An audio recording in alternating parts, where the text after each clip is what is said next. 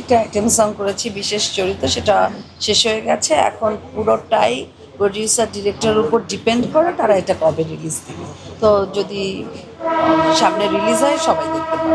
না, আমার তো সেরকম কোনো পার্থক্য দেখিনি। যে পার্থক্যটা দেখেছি যে আমার সময় যখন আমি আইটেম সং করেছি তখন আমার বয়স যা ছিল, বয়স অনুযায়ী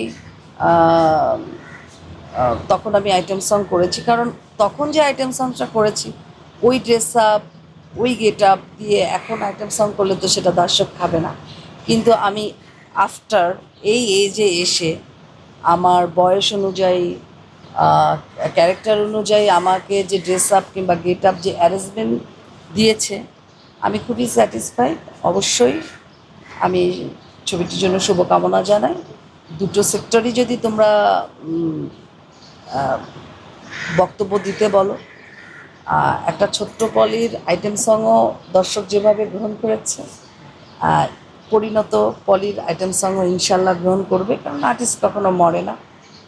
আমরা বহির্বিশ্বেও দেখেছি যে আর্টিস্টের বয়স হয় এমন একটা ক্যারেক্টার দিয়ে তারা পর্দায় হাজির হয়ে যায় যে ওই ক্যারেক্টারটাই লুফে না। সো বয়স কোনো ফ্যাক্টর না। আর দুই দুই যুগেই যে পলি আইটেম সং করেছে আমার মনে হয় দর্শক লুফে নেবে।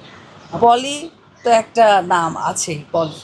সো এইটা গ্রহণ করবে। এখনও আউটফিট রেডি করেছি, হোয়াইট শাড়ি পরবো, বেলি ফুল দিব, ইলিশ খাবো, পান্তা ভাত খাবো, বিভিন্ন প্রকার ভর্তা খাবো।